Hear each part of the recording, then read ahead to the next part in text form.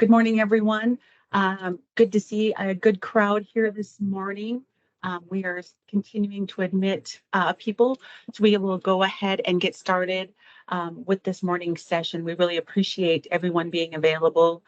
This is a wonderful training opportunity that we are very happy to present, provide questions, provide information to those that are on today's training. We have a wide group of BIA folks, tribal staff, some federal partners, as well as industry on today's session. We wanted to put these trainings together with the department's focus on streamlining and being able to provide services out across Native communities and tribal communities nationwide. With this historic amount of funding that is going on through the current administration. So I really appreciate everybody's time, appreciate our presenters that we have on today, and we'll go ahead and jump into today's session.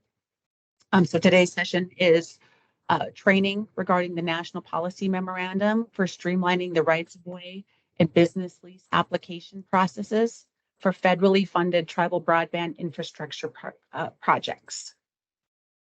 Next slide, please.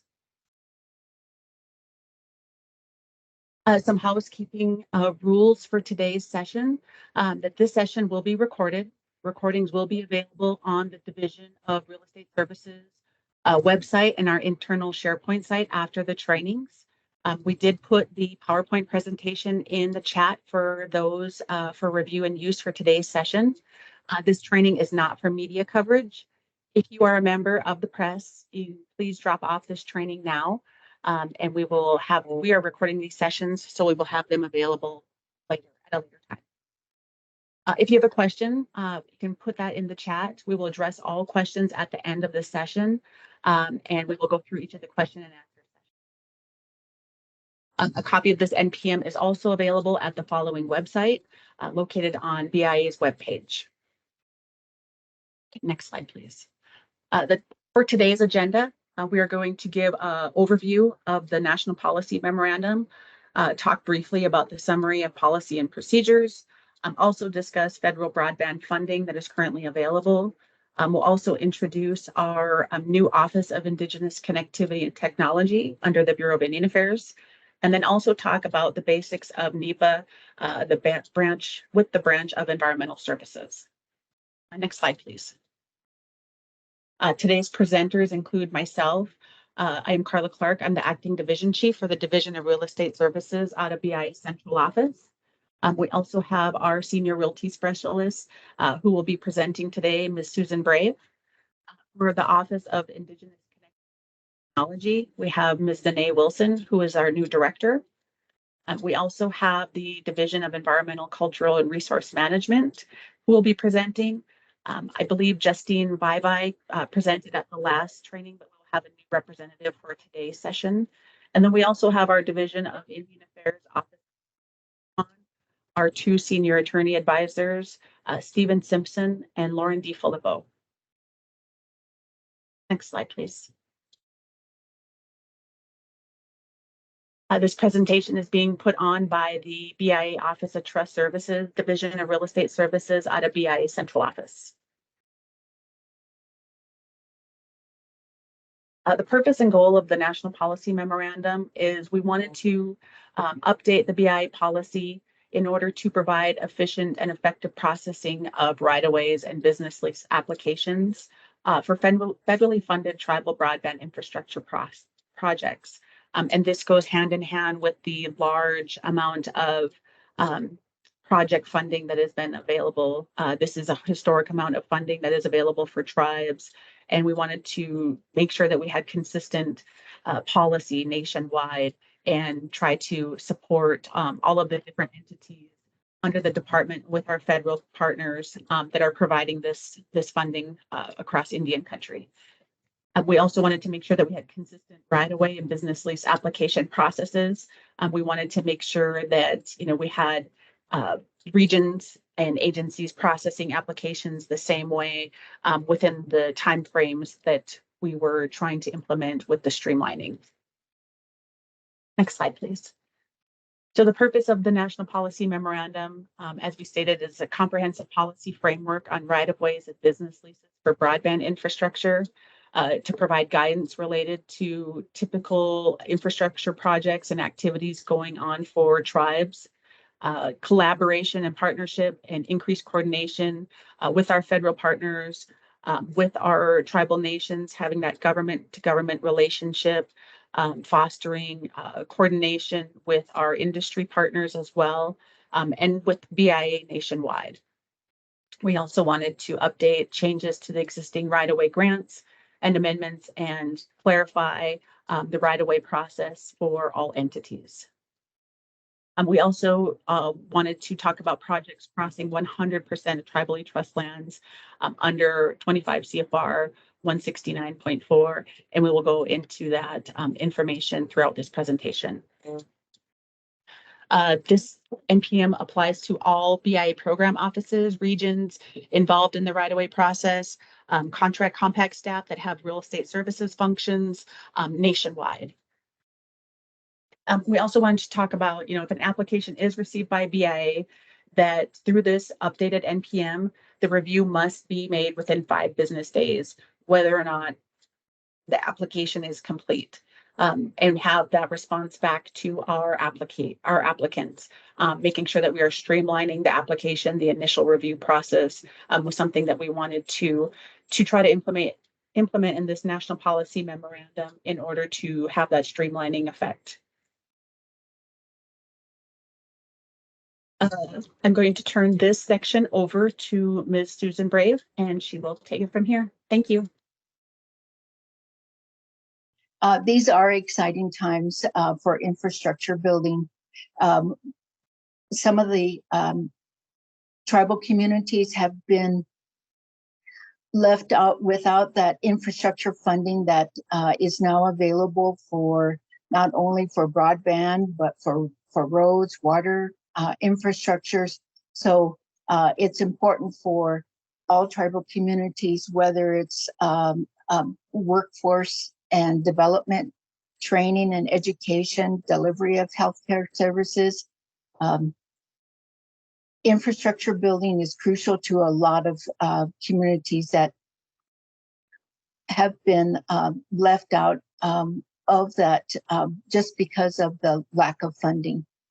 We realize that a lot of pressure is on a lot of project management teams in regards to their infrastructure and trying to meet those deadlines and to ensure that their funding is and meets all the timelines according to their funding criteria. So let's get started with rights of way and business lease applications where tribes own 100% of the tract.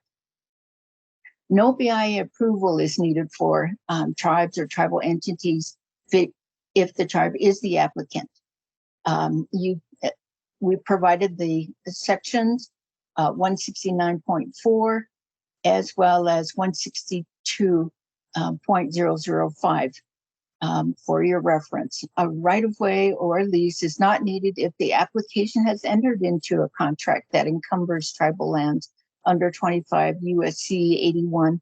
No right-of-way is needed for service line agreements specifically defined in the regulations.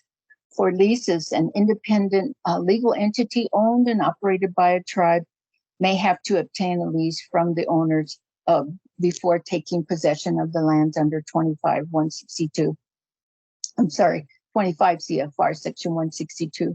A lease is not needed to possess Indian land where the applicant is under a 25 USC 5124 corporation that manages the tribal lands directly under a federal charter or a tribal authorization.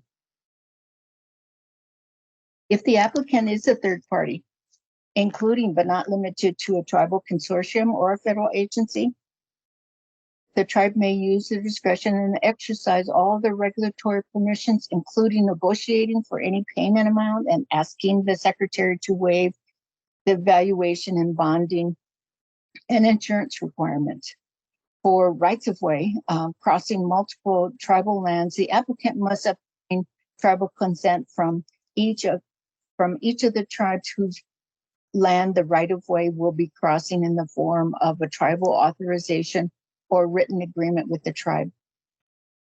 The consent document may impose restrictions and conditions that may become conditions and restrictions in the grant. If the right-of-way could be utilized as one grant for all tracts traversed by the right-of-way, and that's if it's applicable. We will pursue that in TAMS as one recorded document.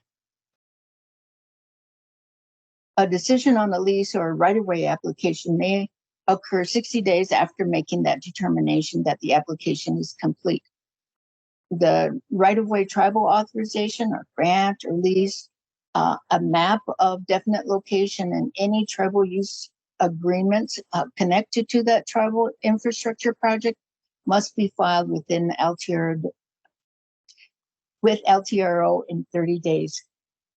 Section B, rights of way and business lease applications on allotted land. If the application is a third party, including but not limited to a tribe or tribal utility, tribal consortium, or federal agency that needs BIA approval, the individual Indian landowner may negotiate for any payment amount and may waive the valuation requirement.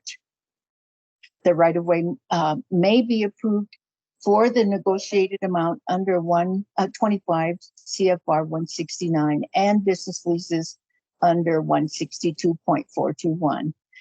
BI will determine the number of owners of undivided interest in the land, usually through the TSR, for the purposes of calculating requisite consents based on BI records on the date the application is submitted to the BIA. And the citations are there for both rights of way and leases. If the tribe already owns the majority interest, consent from the other fractionated owners is not required, but the tribe must notify the co-owners in writing. Because the regulatory timeframes for approval, review of the application will occur immediately upon making that determination, the application is complete.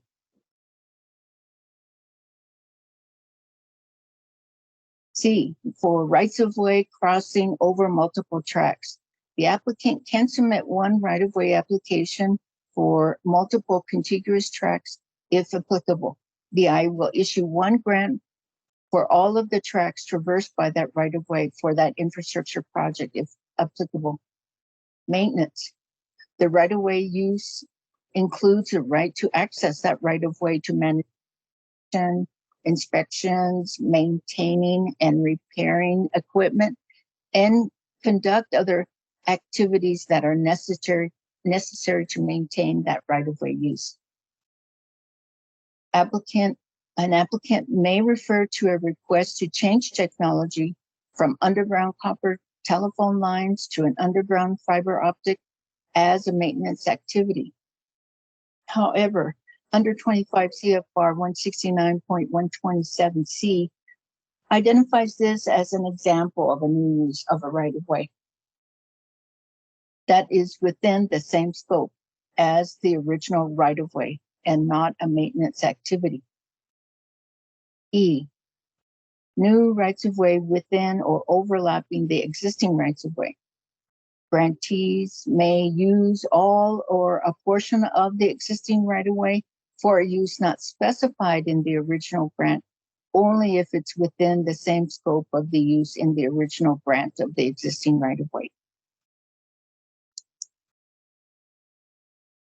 If the grantee proposes to use only a portion of the existing right of way for a use not specified in the original grant and not within the same scope of the original right of way, and the new use will not require ground disturbance, the grantee must request an amendment to the existing right of way. If grantees propose to use all or a portion of the existing right of way for a use not specified and not within the same scope of the original right of way, and the new use will require ground disturbance, the grantee must request a new right-of-way. Applicants that are not the grantee of the right-of-way may need an assignment of an existing right-of-way or a new right-of-way.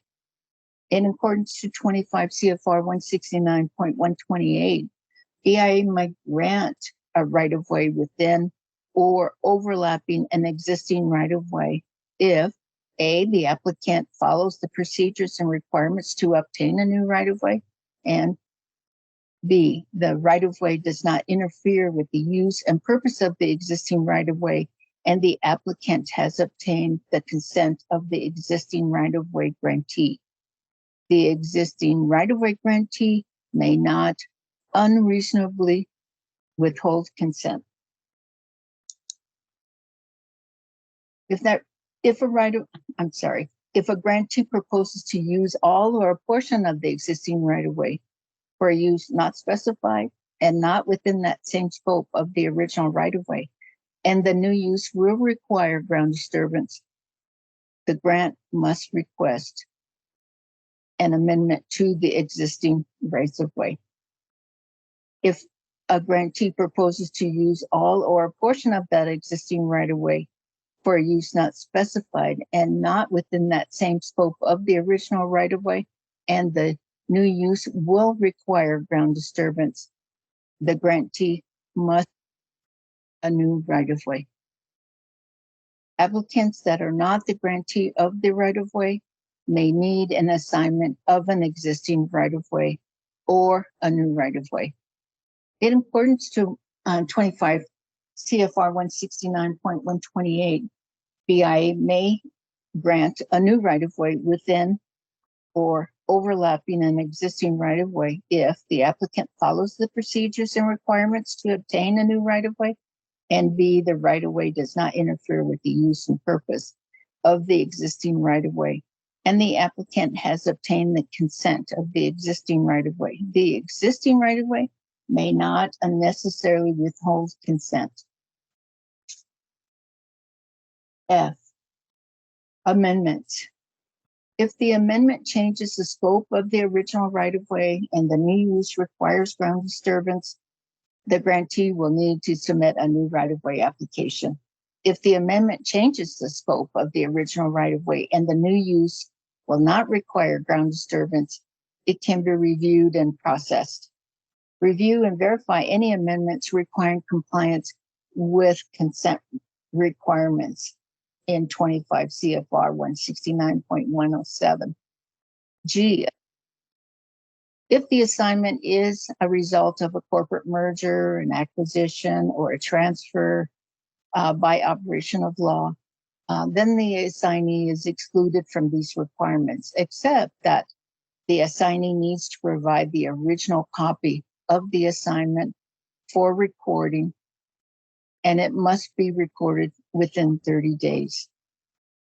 The grant of easement or tribal resolution should be reviewed to identify if the assignment still requires consent, even if it meets the corporate merger, acquisition, or transfer by operation of law regulatory criteria.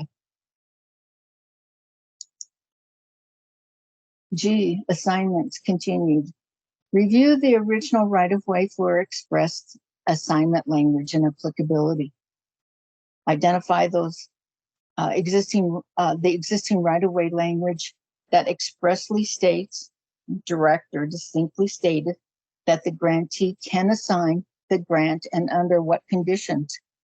If the existing language does not contain such language, the approval of the assignment must follow the regulations. The staff will verify that the grantee assignee has complied with the conditions of the grant, provided that BIA with the notice of any violations, if any, submit a new bond, obtain landowner's consent, and comply with any possible compensation requirements prior to BIA approval and reporting. Partial assignments. The realty staff will review the purpose of the partial assignment and determine if the right-of-way application should be submitted. A partial assignment may be used to authorize another third party to utilize an existing approved grant of easement under certain conditions under 169.127A. A partial assignment of rights of way will be reviewed and processed using the same standard assignment procedures as we discussed above. Reviews of partial assignments purpose and use is consistent with the original grant of easement purpose and use. If it is identified that the partial assignment's purpose is different and requires any kind of ground disturbance, the realty staff will notify the assignee that they must obtain a new right-of-way.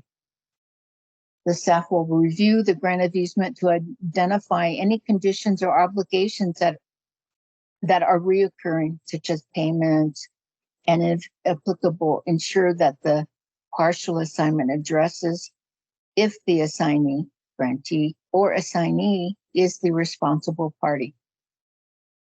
Fourth, the staff will confirm that the partial assignment of the right-of-way adequately identifies that segment of the right-of-way that is being assigned for recordation purposes. Providing copies of rights-of-way and lease documentation. It is important to verify the purpose of the original grant through examination of the original documents to confirm the existing grant stipulations regarding amendments and assignments. Grants for rights-of-way approved under 169 are provided to applicants. Therefore, applicants who operate and maintain rights-of-way should have the original grant of easements for that right-of-way. However, agencies may discover that the current holders of the right-of-way may have difficulty referencing for the BIA to identify and to provide a guidance upon them. If BIA reasonably search of an existing right-of-way yields no records, and the applicant is unable to provide proof of an existing right-of-way approved under 169, the applicant may need to make a new application for that right-of-way. Tribes and individual landowners may request copies of rights-of-way and leases that cross their lands that they have an ownership interest in. Companies or third parties requesting copies of rights-of-way or leases may need to be directed to make a request under the Freedom of Information Act where appropriate. The key elements of rights-of-way and business lease applications, you always want to look at the land status before the design of that infrastructure project, whether it's restricted fee lands, individually Indian-owned lands, and how many may be fractionated parcel or ownership within that individual allotment, multiple status of tribal allotted and fee lands. So it's very important, and that's why getting the TSR from BIE is important for all of the applicants looking at developing an infrastructure project. Ownership's also another critical element of the application process. Mixed owners, identifying who the landowners are, how to contact them. BIA will help applicants with that.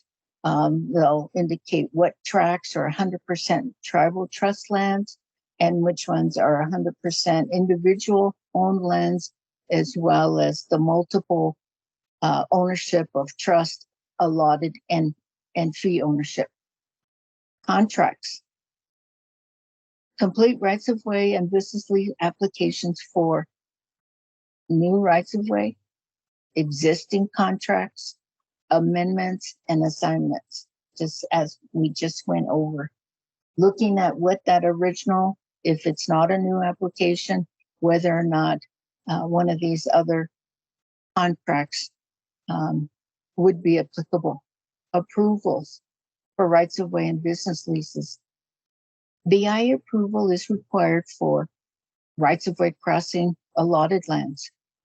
And of course, no BIA approval is required for tribal trust, tribal authorizations that whose project is going to be covering 100% tribal trust lands.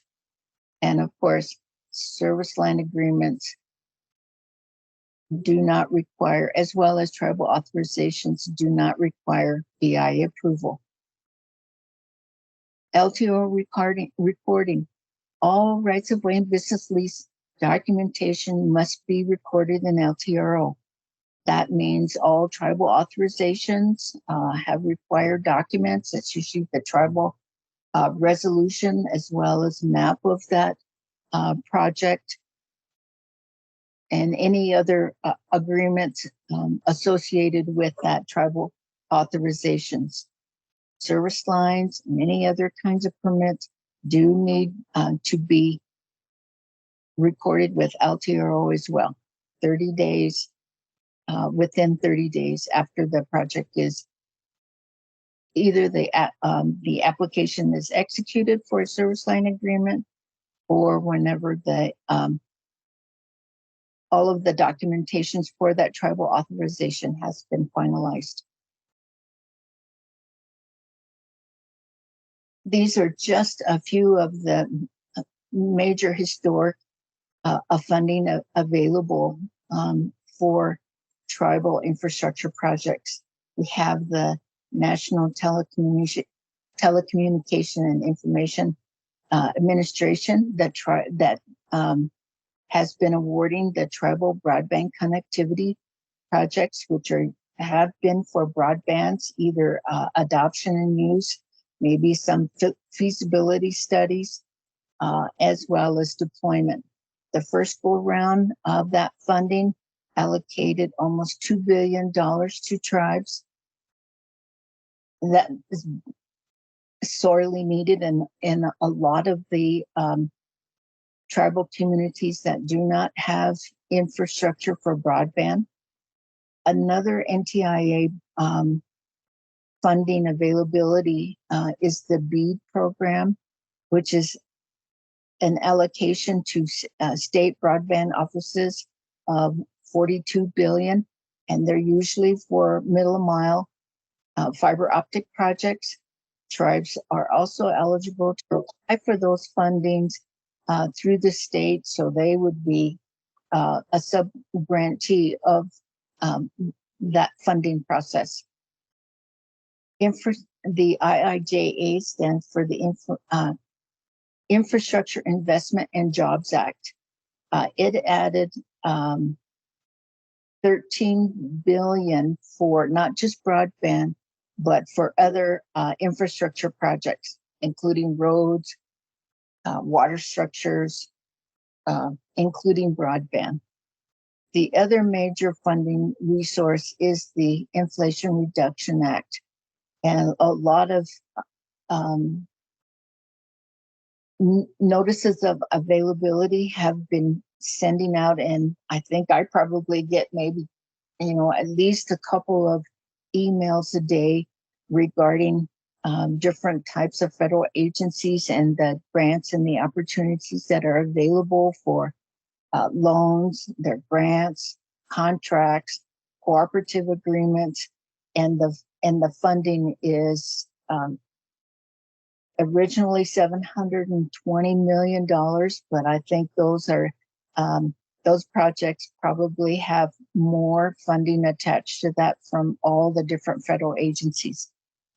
So it's a great funding resource for tribes, and the BIA is here to support all of the tribal efforts through any of these projects. Here's a map of BIA regional offices.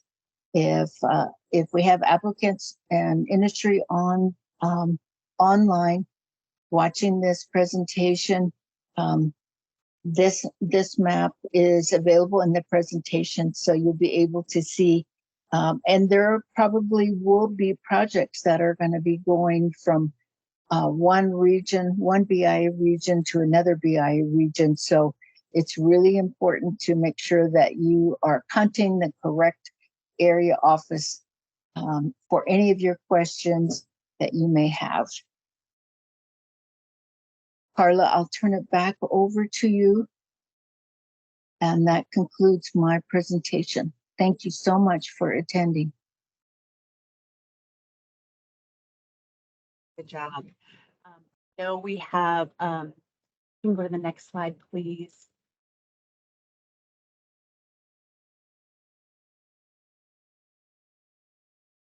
So I wanted to introduce everyone to our Office of Indigenous Connectivity and Technology. It is a new office within the BIA.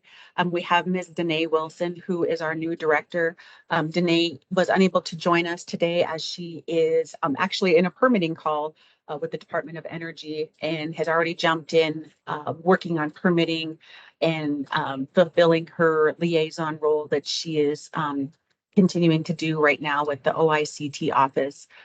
So with the funding and all of the permitting coordination that is going around with the funding for tribes, the department wanted to make sure that we were set up to specifically support tribal efforts and making sure that we had that coordination and a liaison role to be able to talk with tribes, talk with industry, talk with our federal partners, and internally within the department.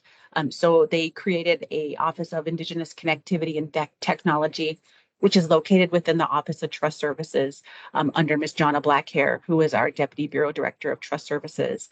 And this office was created to support tribal efforts to increase broadband access and support tribes with, building out broadband, with answering the questions that they have, looking for funding, making investments, having those conversations of, engagement, consultation, coordination, and making sure that we are fulfilling our trust responsibility to tribes, especially regarding the broadband and infrastructure goals that we have set within the department and within this administration. So we are really happy to have Ms. Danae on board. She is doing a great job of jumping into her role right now. Like I said, she's already on an infrastructure call, but we've already been having meetings with her. She is planning to travel out and, talk with tribes, talk with, address the issues that need to be made regarding collaboration, development, management, and how we can continue to support tribes in this important historical timeframe for funding that is going out on these important initiatives. We did put Danae's email up in the corner. It's danae.wilson@bia.gov. If you have any questions, please feel free to reach out to Danae at that time. And, you can coordinate with her. If you have any questions, you can also put your name and your email in the chat. We will also connect you with Danae. And just wanted to introduce that new office to her, with her and to you all right now. So I'm going to also turn it over to Miles. If you go to the next slide, please. Miles is our coordinator today for the Office Division of Environmental and Cultural Resource Management, and he is going to do today's presentation. So I'm connecting Miles right now.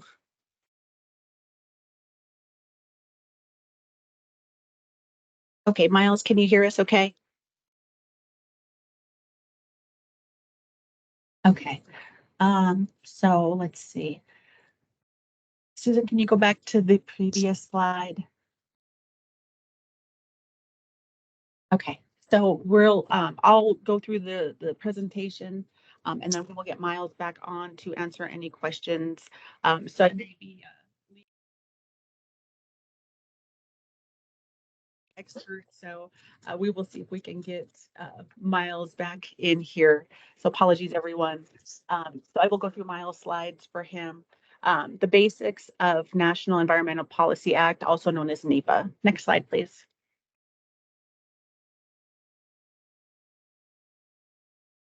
Okay, the branch of environmental services is located within the Office of Trust Services at a BIA central office.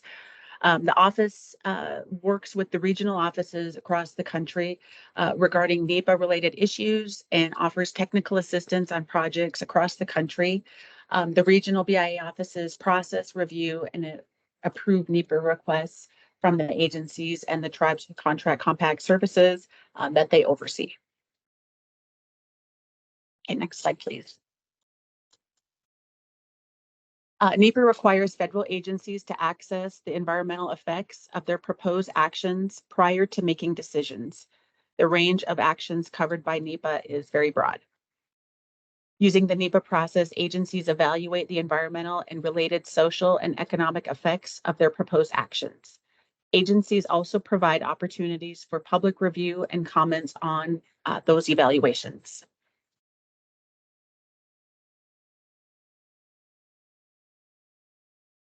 So we are encouraging tribes, federal partners, industry to reach out to the regional environmental scientists.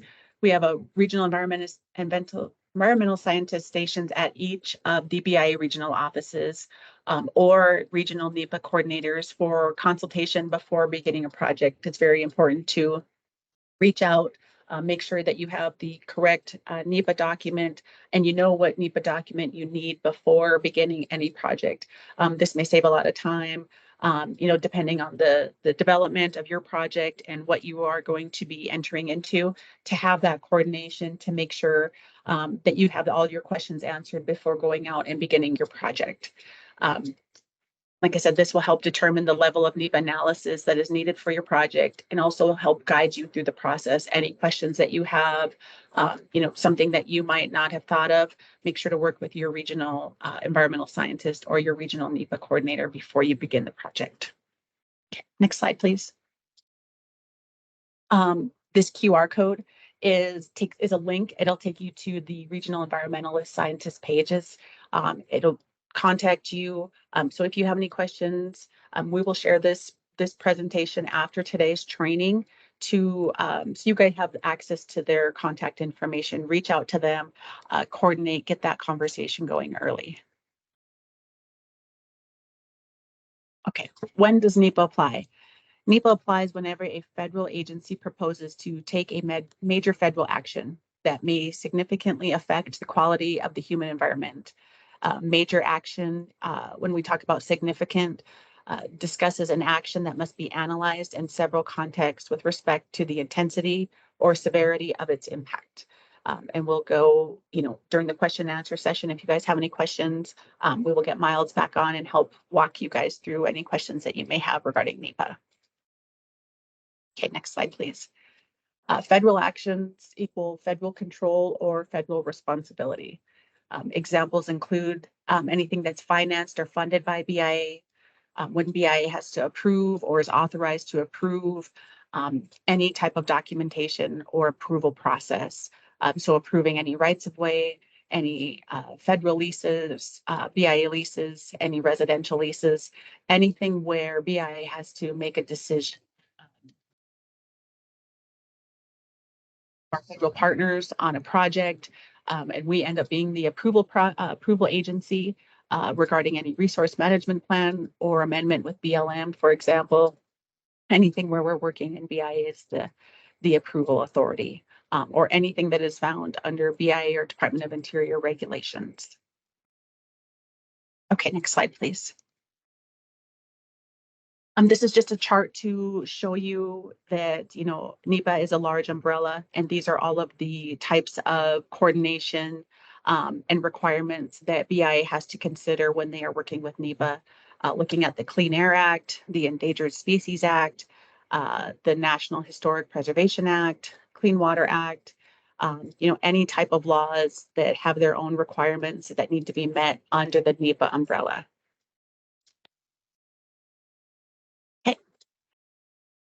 The Historic Preservation Law. This is regarding construction and infrastructure development that can harm cultural resources and cause irreplaceable damage. A federal law requires that sites must be documented before clearance can be granted. Historic preservation laws protect the past for the benefit of future generations. It ensures tribal heritage, and it also ensures the connection to our ancestors continue. Next slide, please. The National Historic Preservation Act was passed in 1966. It is the most significant preservation law. It mandates Section 106 review and requirements. It also ensures agencies take into account the effects on historic properties of the projects they are proposing, as well as historic properties in this instance include both standing structures, archaeological resources, traditional cultural properties, and sacred sites, which are deemed eligible for the National Register of Historic Places. Okay, so this kind of goes through just an overview of the requirements. For scoping, you have to initiate the 106 review, define undertaking, initiate consultation, and get the public involved.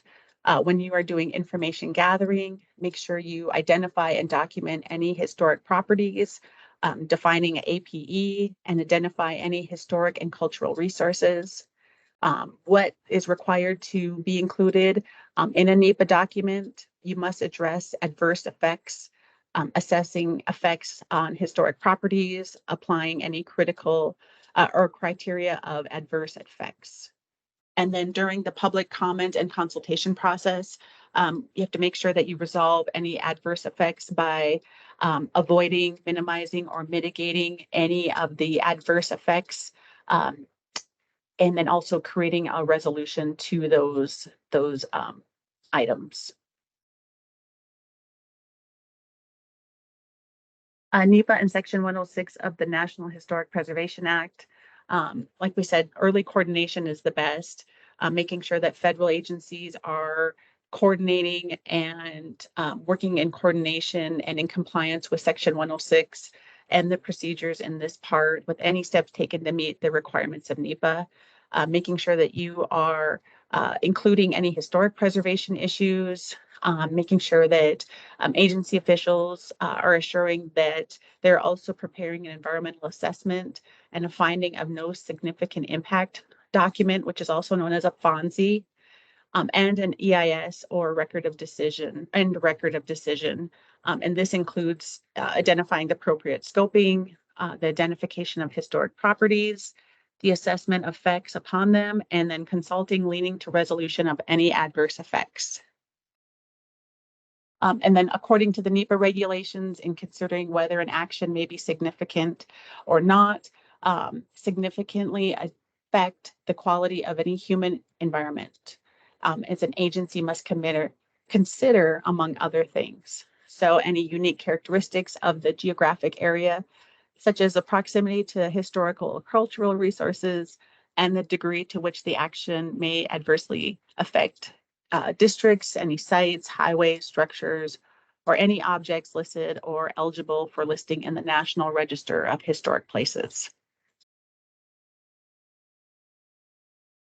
Okay, and then if you have any questions about NEPA or NEPA projects, you can contact each of the regional coordinators on that QR code that was listed earlier, or we have the BIA Office of Trust Services NEPA contacts on the next slide.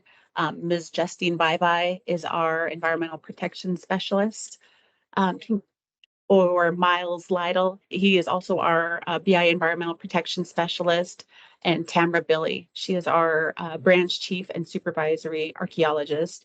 Their contact information is listed, and then we will get Miles back on to hopefully connect with us and help answer any questions during the question and answer session, which I believe is actually right up next.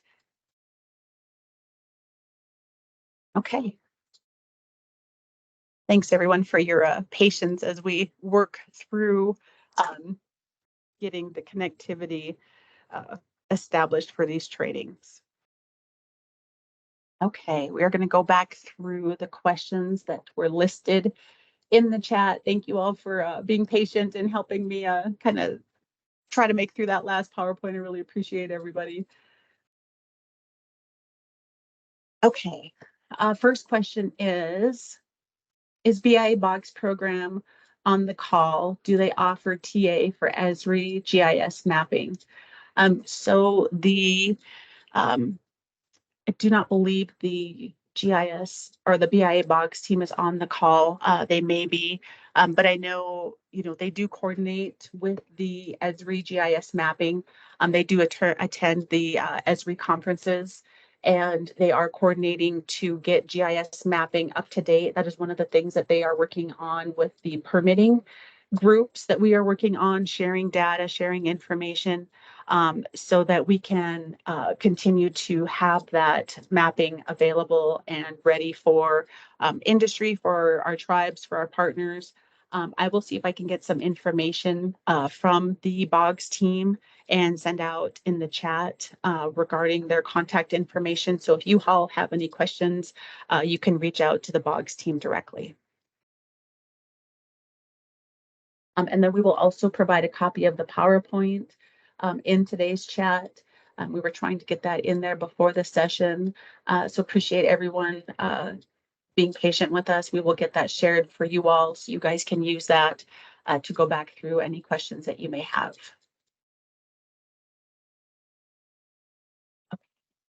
One of the questions is, in situations where a tribe owns a majority interest in a tract, the tribe is required to notify the co-owners. Does this notification letter have to include an option allowing the co-owner the ability to consent or withhold their consent?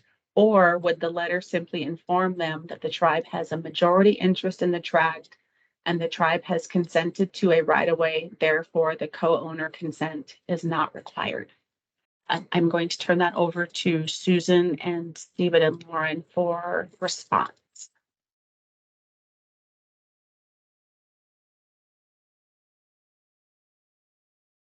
Let me try to answer that question in regards to tribal, a tribe owning a majority consent, and then I'll pass it on to Stephen. The written notification that needs to go out to the co-owners, as we stated in the NPM, that the notification is that they are notifying the other co-owners what their project is and how and when information hopefully would be provided for landowners. So hopefully that the letters to the landowners have contact information so they can contact the tribes with any additional information that is not included in the written notification. Stephen, do you have anything else to add? Yes, and some of that information is the ability to consent or withhold their consent. Remember that yes, you're right that if the tribe has majority interest and it has consented, the co-owner consent is not necessarily required. But the regulations do say that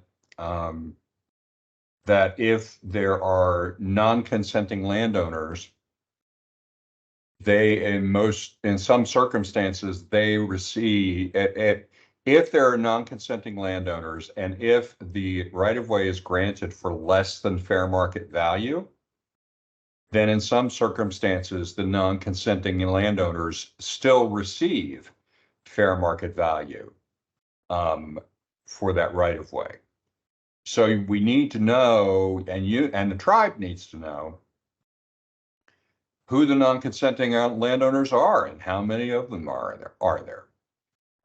So we know how the compensation works. So that information is important. So yes, you need to have an option allowing the co-owner the ability to consent or withhold. Discuss the process as it pertains to complete application, the 5 days, and the decision 60 days plus 30 with an extension timeframes, and how it pertains to the NEPA process timeframes and appraisal process timeframes.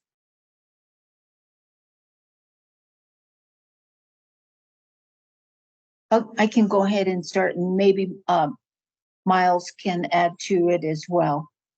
The beginning, when you started stating the question, I didn't hear the beginning of it, Carla. The connection was bad. I think I heard it on the NEPA.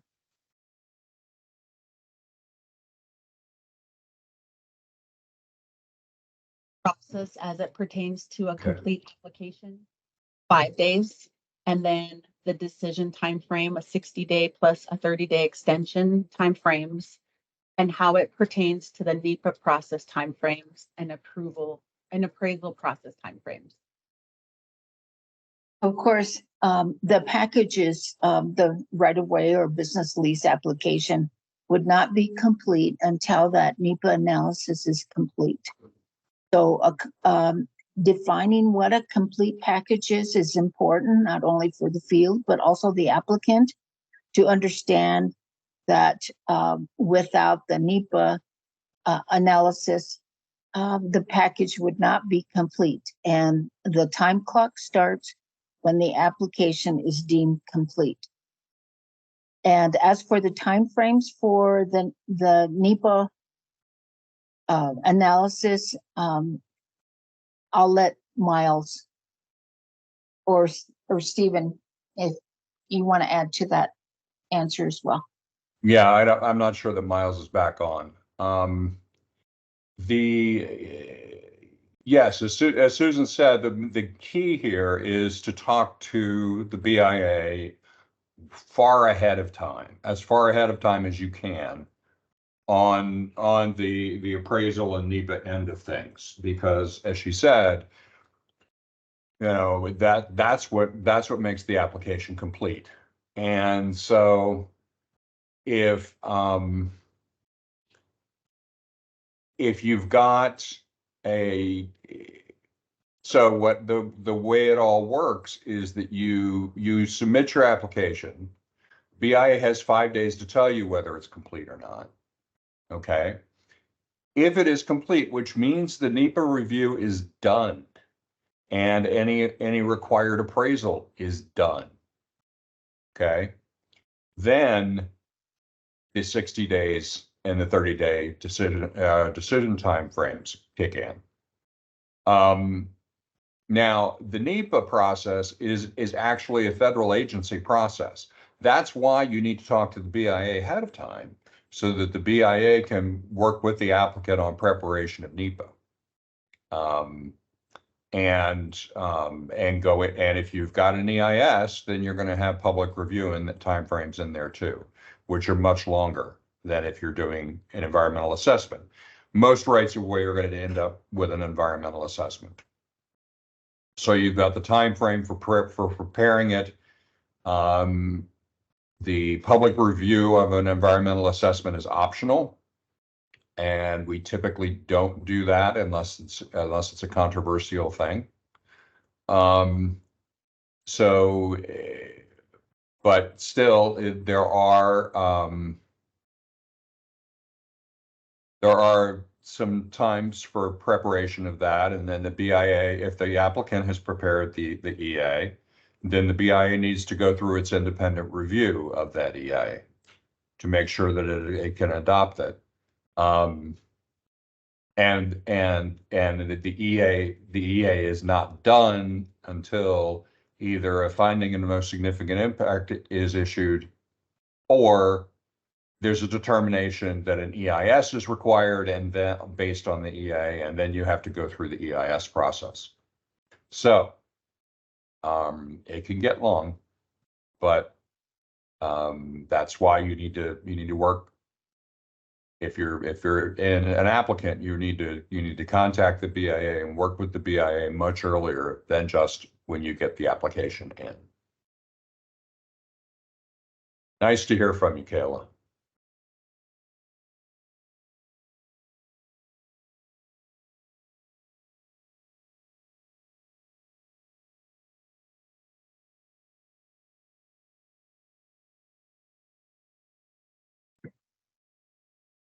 Carla, are you still with us? Yep. Can you all hear me okay? I wasn't sure if I didn't hear you, so I wasn't sure if there was any more questions.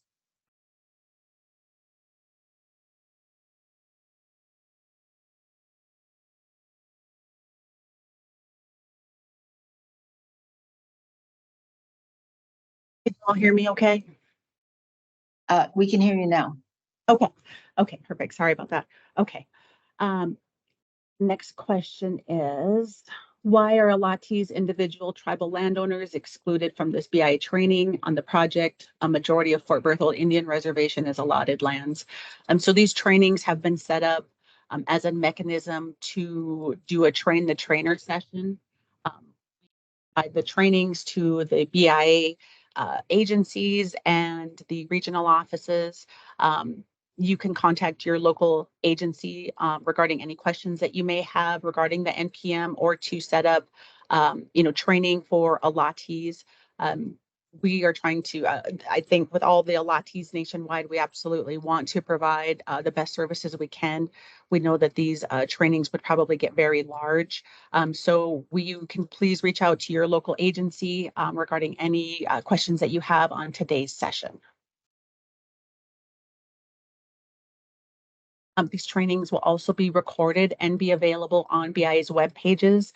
So Alates can always, or tribes, federal partners can refer back to these trainings in the future if they have any additional questions. Okay, next question is, what are some of the significant adverse impact from the broadband projects?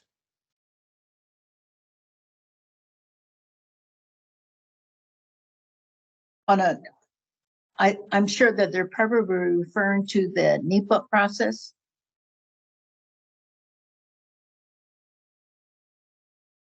I believe so. I don't know if Miles can hear you or he's on the call. Or Justine. Can you take this one? What are some of the significant adverse impact from the broadband projects? This is Stephen. It varies from project to project, but you've got, Miles is telling us he could hear us, but not actually get into. So it can actually talk, but it varies from project to project. And it, I think ground disturbance is probably the biggest. Ground disturbance is the biggest one. Unless you're going through, unless for some reason you're going through wetlands, you're going through, endangered and threatened species habitat, something like that. There is somebody in the chat who just said adverse impacts from broadband projects can usually be avoided by directionally boring or going aerial. At least minimized by doing either one of those. If you're going aerial, so to speak, it is, you'll still have some impacts from the poles and that kind of thing. But that's what a lot of it is. You also do get impacts to historic properties sometimes. There may be visual impacts depending on how you're doing it. So and as Miles points out, it's the project location, the permits, tribal resources, and mitigation are what you need to consider there. So. And each broadband project would be different. You could, there's fiber, there's overhead, there may be satellite, there may be microgrids if the tribe is funded for those projects. But probably the biggest impact is probably access to roads and whether or not there's a road that would go to a project. Right. You've got cell towers. There are a lot of moving parts in a broadband project. And so it's important for the field staff to understand the process of that particular project, what's going to be involved in the infrastructure, what's going to be needed. Is there going to be a connection from tribal lands to national park lands, maybe, or fish and wildlife, or another tribe's land as well? So all of those things, and that's why partnerships and collaboration is so important with a lot of these broadband projects. That's my 2 cents. Worth more than that, Susan. Thanks, Susan. Thanks, Stephen. Miles is on. He just is unable to turn his mic on, so I know he's providing some responses in the chat as well. Thank you, Miles. Okay, let's see. We'll go to the next question. There is a response saying there are a couple of regional geospatial coordinators on the call. So please feel free to reach out to one of them regarding the GIS questions for your region. Thank you, Deborah. Appreciate that. Let's see. Okay, next question. There was some language about non-consenting landowners, and Mr. Simpson's explanation was not clear. Will the broadband project be forced through unconsenting allottee lands when no consent is allowed by majority allottee owners? I'll clarify it.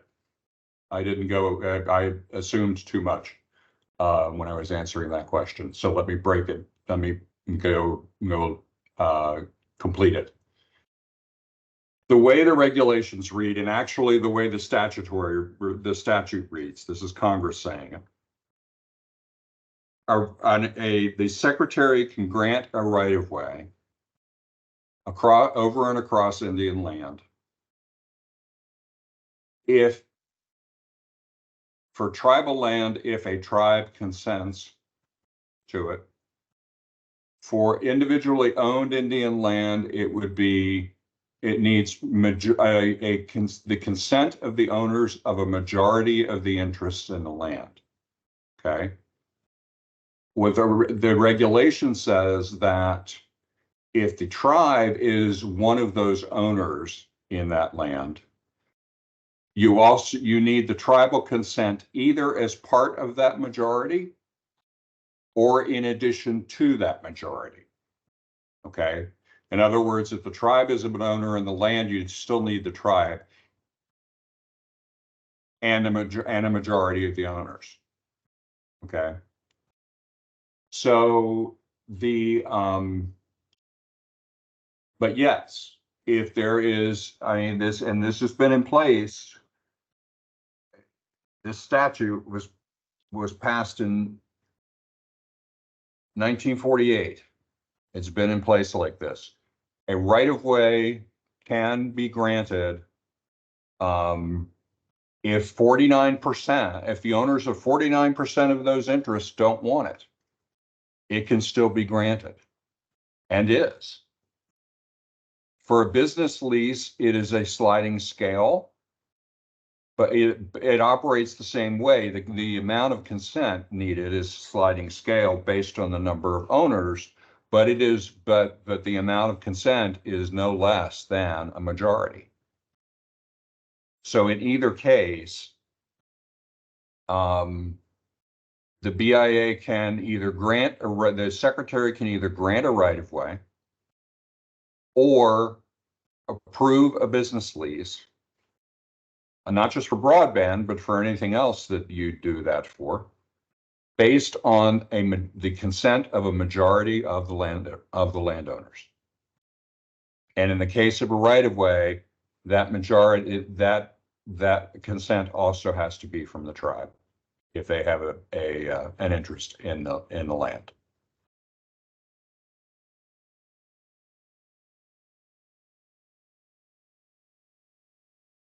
Slide 17 that kind of gives that overview of the business lease and right-of-way, the key elements.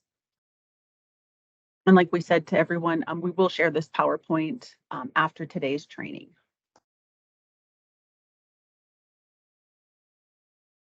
Okay, let's see, next question.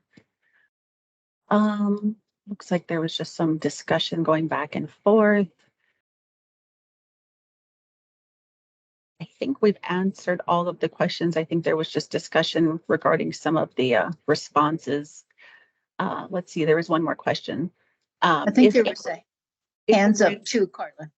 If a grantee has valid right of way for underground copper lines and seeks to upgrade the lines to underground fiber, assuming that the fiber line will be within the existing right of way, what specifically are the grantee and BIA responsible for? I think one of the slides addressed that, and I think the other day we addressed it as well and it was used as an example as a maintenance activity that if it's within that existing rights of way, and I'm sure that most of the terms in the right of way grant talks about maintenance and repairing of the equipment. So it depends on actually the original grant and if there's any stipulations on what needs to happen during that activity. But Stephen, do you want to add something to that?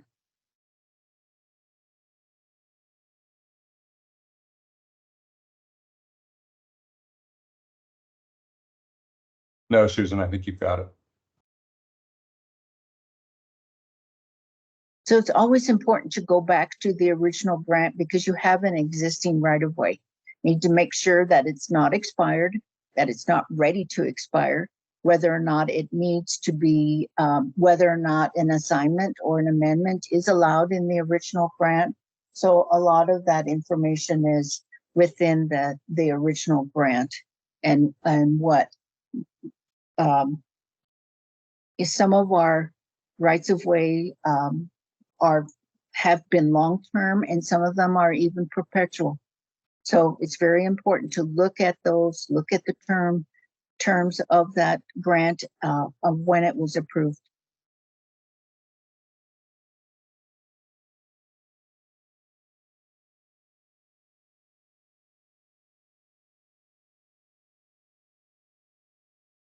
A single owner of trust land who does not consent to a proposed broadband project, what is that process?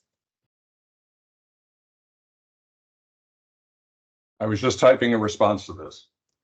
So there are two questions on this point. One is the single owner allotment, and the other is what if the tribe does not have an interest in the land, the majority do not want to consent. They're basically the same answer. If the flip side of getting the consent requirement, okay, it has to, we can grant it only if there is a majority consent. So if there is not a majority consent, the BIA cannot grant, the secretary cannot grant a right of way or approve a lease on that property. Okay, so that property would not end up having that right of way across it. It would have to be redirected. However, okay, and this is a huge however, a very important point. If we are talking about individually owned interests in the land, under 25 U.S.C. 357, so it's a statute, okay, that's been in place for longer than the Right of Way Act. The applicant can go into federal court and can condemn, get the court to condemn those tracts that they need. Okay, the United States is a party and automatically a party in that action. And the court will set what the court thinks is the fair market value.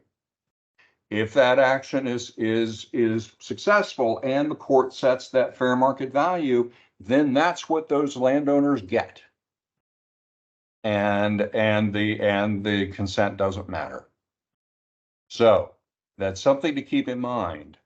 I mean, yes, you know, if the landowner, if a majority of the landowners, and you know, in a single owner allotment, that single landowner doesn't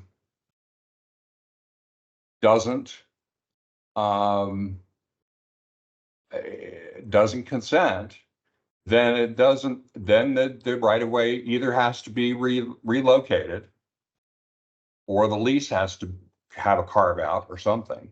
Okay, that tract of land cannot be done, but there is the possibility of condemnation. And there is nothing really that that the BIA can do about that, because it's a court action that the statute says the applicant can take. That said, as I said, tribal land cannot be condemned. So if there is a tribal interest in that land, in that particular allotment, the entire allotment cannot be condemned. And that tribal interest could be very, very small. We've had cases where an individual owner has deeded to the tribe, okay, a 1/300 interest in that allotment, specifically for this purpose. And that stopped the condemnation. So that's the way that works. And it is, again, it's 25 USC 357.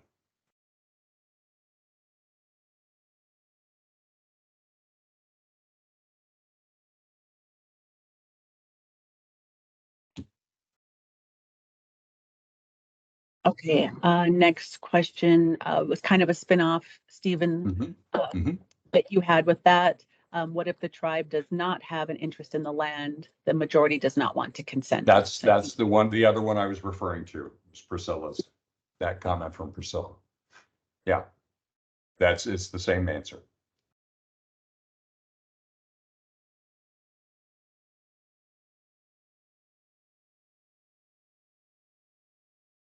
Landowners who do not consent. You addressed that one as well, Stephen.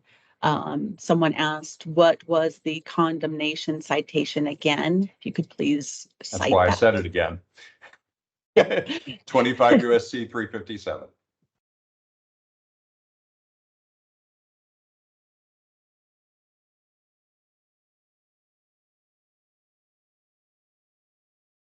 Suggestion is to look at the grant. Apologies, my computer froze for a second.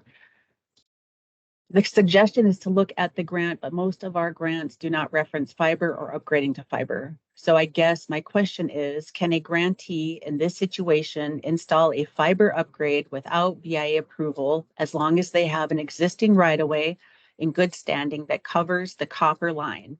Or would the simple fact that there would be ground disturbance automatically require a new application? Depends on your existing right-of-way. If your existing right-of-way, if your existing right-of-way is for underground lines and you're just replacing the copper with fiber, then that would not require a new right-of-way. It would be considered it's not really maintenance, but sort of maintenance. But if, however, you've got an overhead line and you're putting fiber underground, that's a new right-of-way.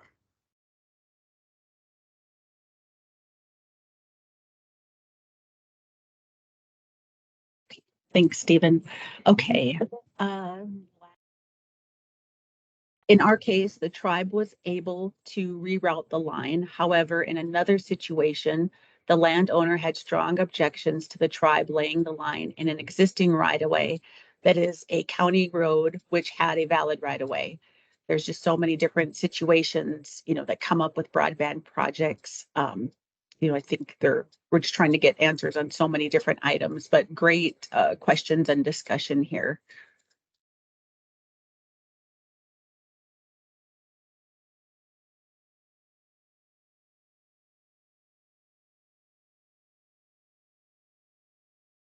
Says, we skipped the question regarding the word condemnation can be brought up to individual tribal landowners.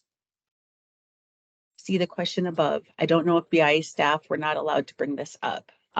No, we did answer that. BIA staff can bring up condemnation. Stephen, it sounds like it might be a little more clarification regarding condemnation. If you could briefly cover that again. Yes, I don't know. That's why I hesitated there, Carla, because I wasn't sure, I would think that there would not be a BIA policy that you can't bring up condemnation. And you confirmed that there is not. So yes, I mean, if it's a federal law. So it is a right that the applicant has. And as I said, it means that, and it's basically if they can't get the consent that they need for the right of way. I mean, the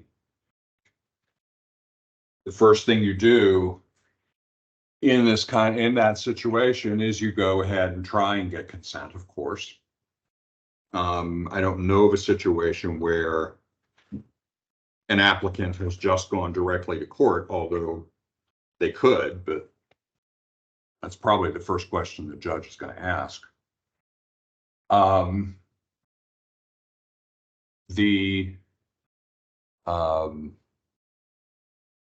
yes, as Kayla points out in the chat, it does require that the right of way needs to be for a public purpose, although broadband would probably be considered a public purpose, as would, I mean, unless it's a right of way to a particular, a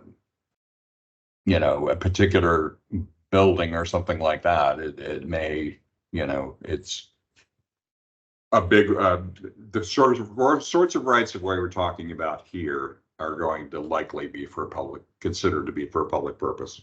But yes, it does have to be for a public purpose. But the way that works is that the applicant goes to the local federal district court, files an action in a court action, cites the statute, and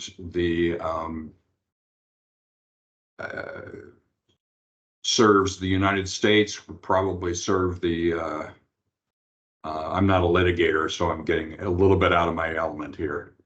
Probably serve the landowners, and then make all of the arguments to the court, or any responses, and the court decides.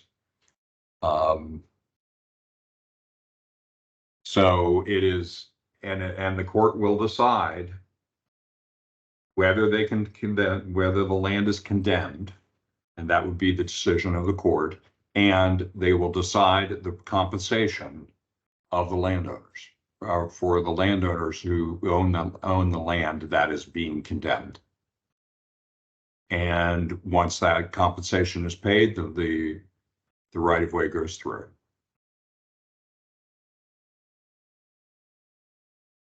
And actually, I'm not sure that the United States that the Secretary actually has to grant a right of way there. It just happens because they have the right to do it under the condemnation action. So that's how that works. Can BIA staff talk about it? Sure.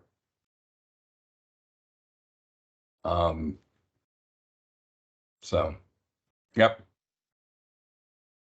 Can the right of way be approved? This is the next. There's a new question, Carla. Can a right of way be approved without tribal consent on an individual allotted tract that they inherited, that the tribe inherited, or the landowners? inherited through APRA. Some of our rights of way, we have the majority landowner consent, but no tribal consent. If the tribe has inherited an interest through APRA, then it or acquired an interest any other way, the consent of the tribe is required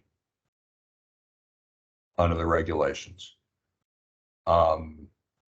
Even if you already have the majority landowner consent. And again, the tribal interest in that tract cannot be condemned. So you still need the tribal consent in that situation. If there is no tribal interest, then it doesn't matter how the individuals got the land, they get it. They can do it. Majority, whether the tribe wants it or not. But if there is any tribal consent, no matter how the tribe got it, you need the tribe, and that's getting to be more and more as now that we've gone through the land buyback program. There's more and more land like that.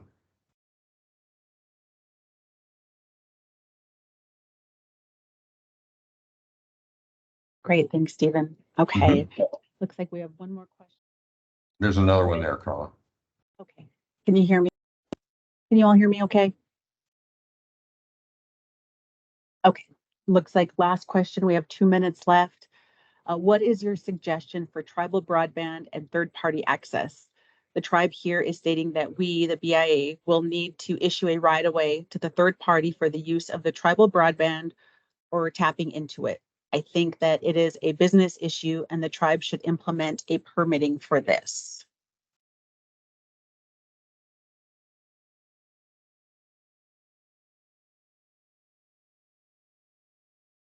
I think if the applicant is a third party and the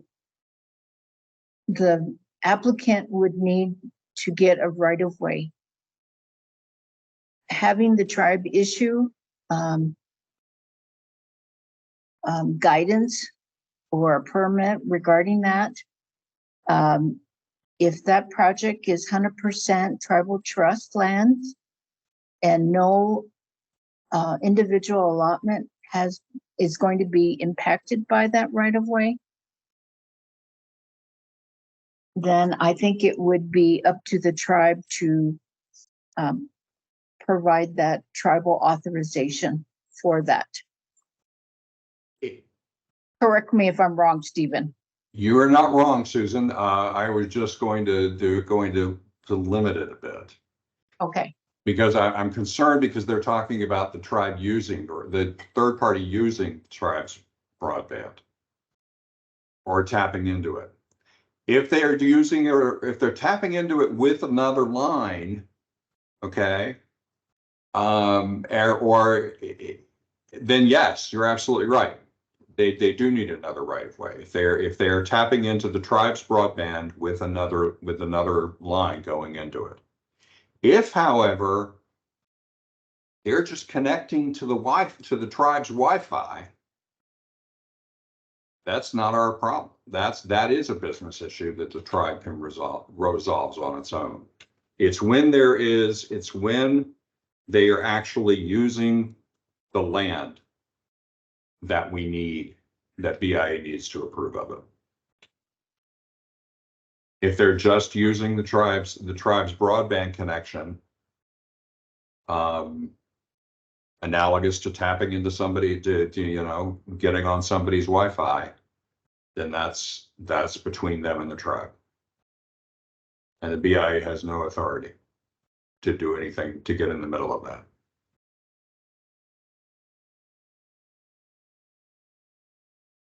Okay, great.